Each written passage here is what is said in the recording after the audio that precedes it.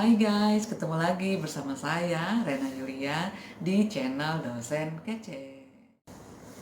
Hari ini kita akan membicarakan tentang alasan penghapus pidana atau alasan penghapus pemidanaan.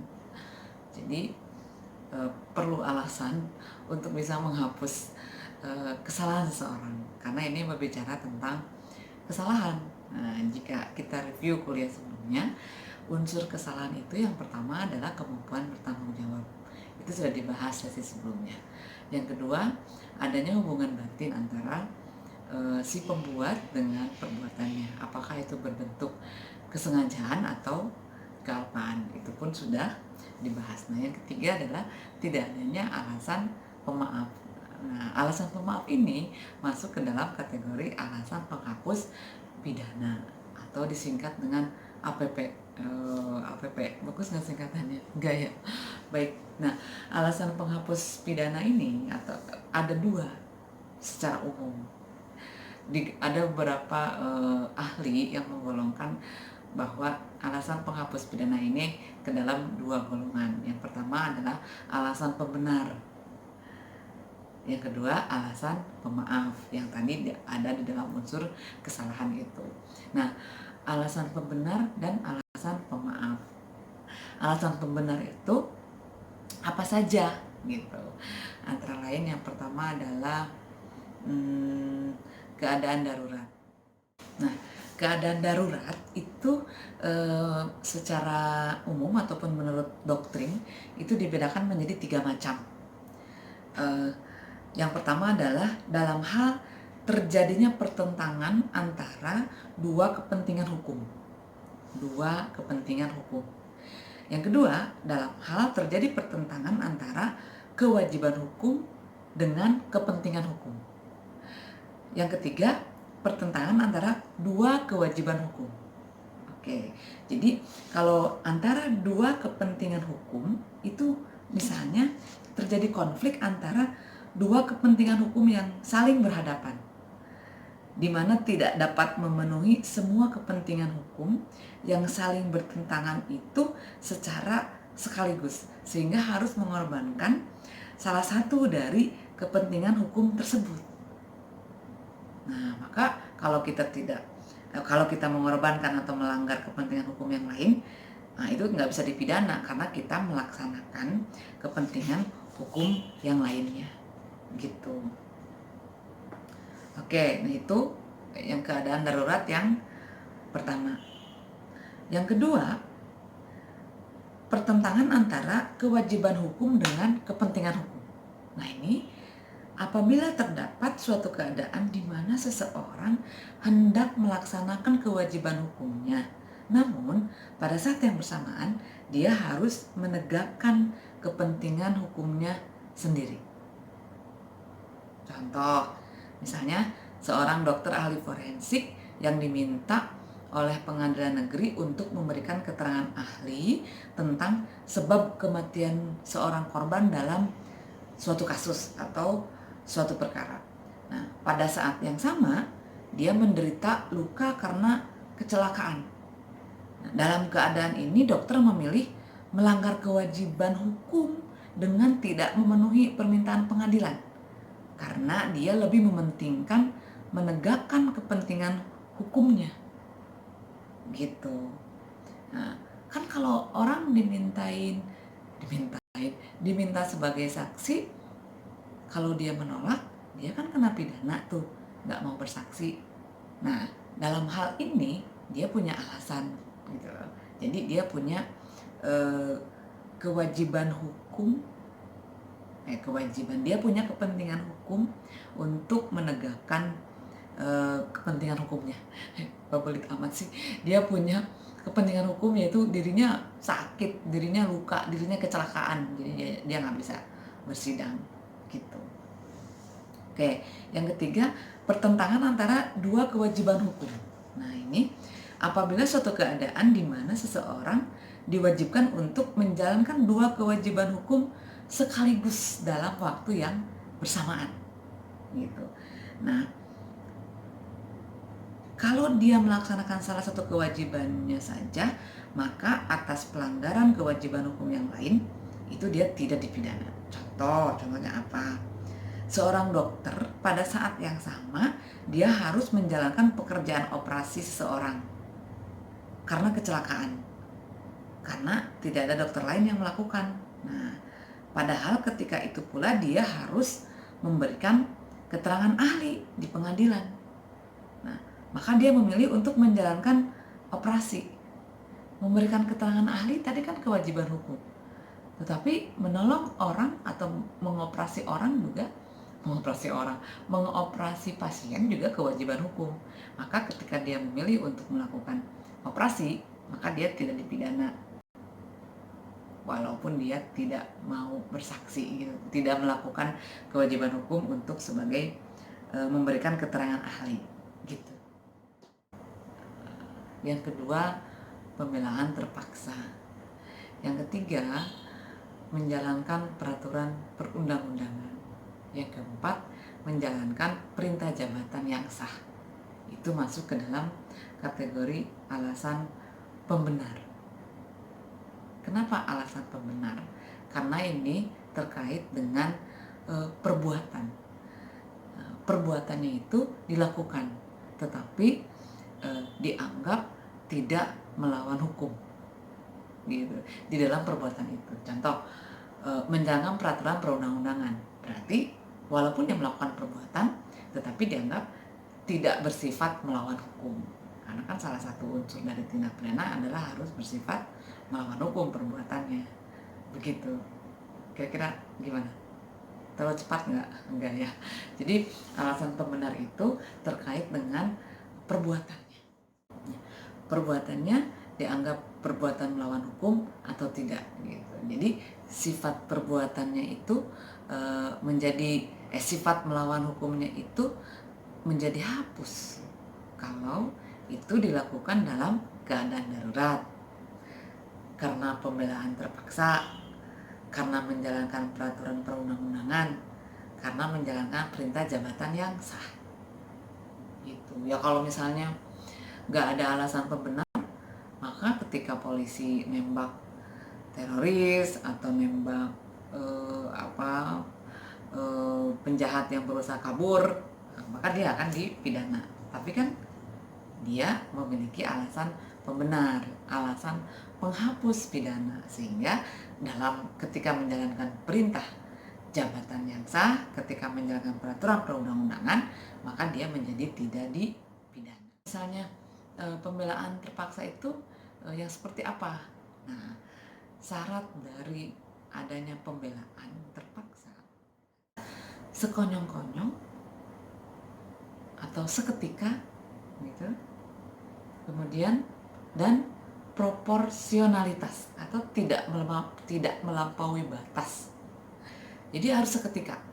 Kalau misalnya ada serangan yang nyata yang secara melawan hukum, mengancam, dan sekonyong-konyong serangan itu terhadap badan, kehormatan, kesusilaan atau barang berwujud.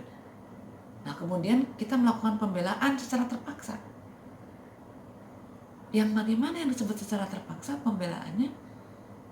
Membela diri itu ketika kita juga sekonyong-konyong membela dirinya dan proporsionalitas. Aduh, belibet nggak sih? Gak ya? Contohnya gimana contohnya? Oke, contohnya misalnya pernah dengar kasus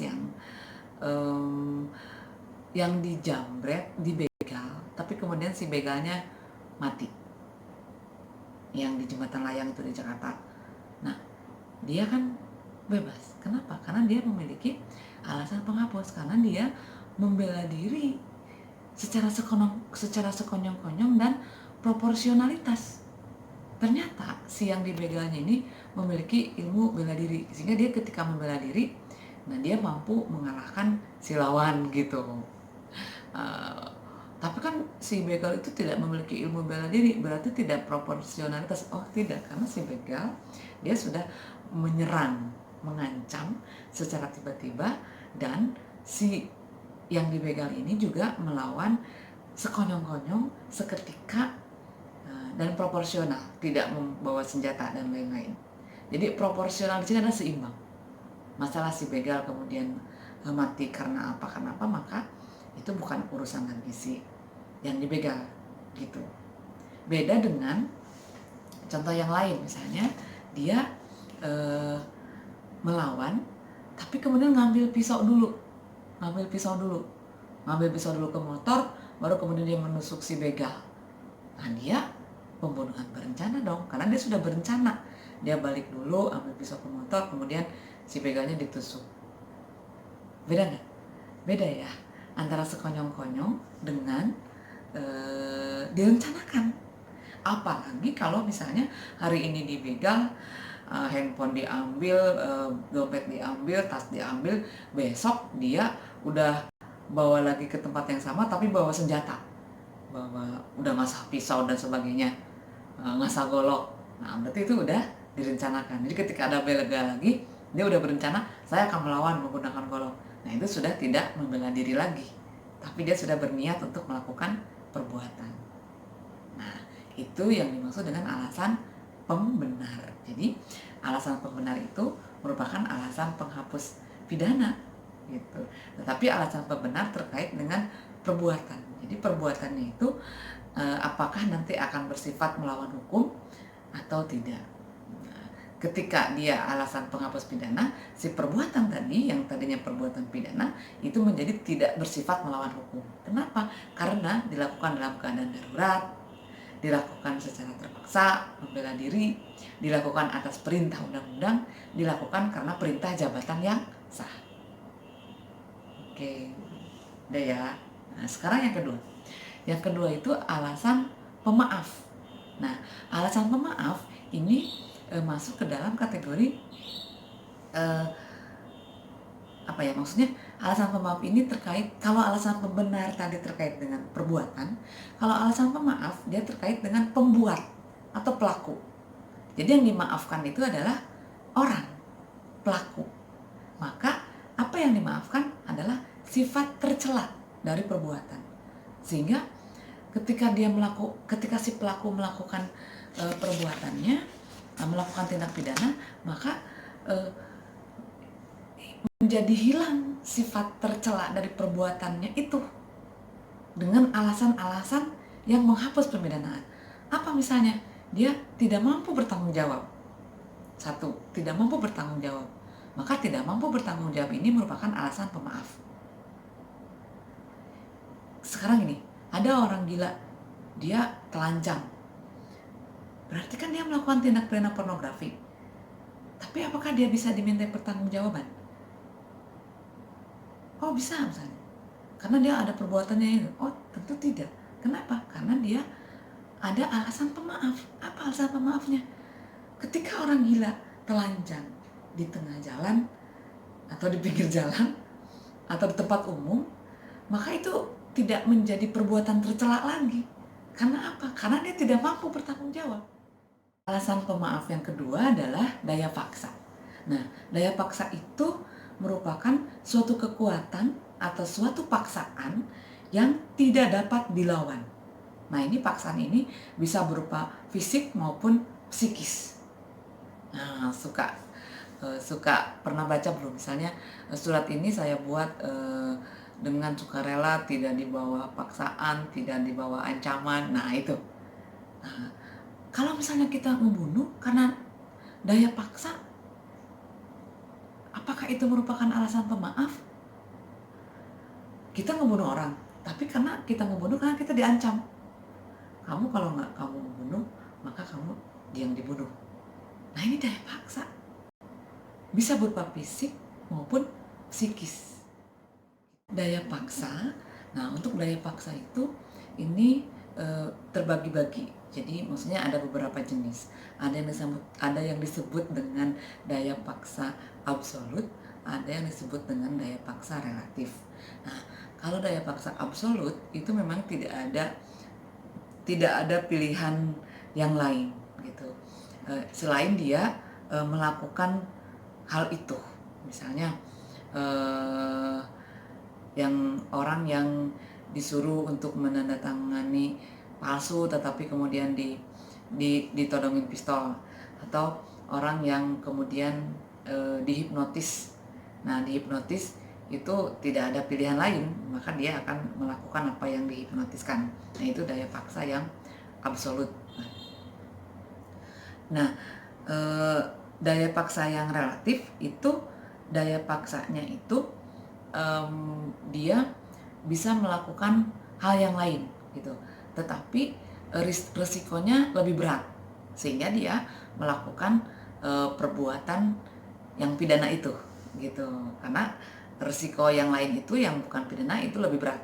Nah, ketika dia melakukan perbuatan pidana, maka itu masuk kategori daya paksa gitu. Nah, artinya sebetulnya dia punya pilihan lain, tetapi pilihan lain itu tidak menjadi lebih ringan dari si perbuatan yang dilakukan. Nah, pusing gak sih? Misalnya gini, kan daya paksa itu bisa dari manusia, bisa dari binatang, atau di luar manusia, binatang, alam gitu. Nah, misalnya gini, ada yang tadi daya paksa relatif, ada orang dikejar anjing. Nah, kemudian maka dengan terpaksa dia masuk pekarangan orang. Masuk pekarangan orang kan tindak pidana. Tapi karena dikejar anjing, maka dia masuk pekarangan orang. Nah, sebetulnya dia bisa nggak masuk pekarangan orang, tapi kan itu terus dikejar anjing gitu. Nah, sehingga ketika dia memilih untuk masuk pekarangan orang, maka dia dikategorikan, maka dia dimaafkan dari kesalahannya itu, dari masuk pekarangan orangnya itu, karena dia dikejar anjing gitu loh.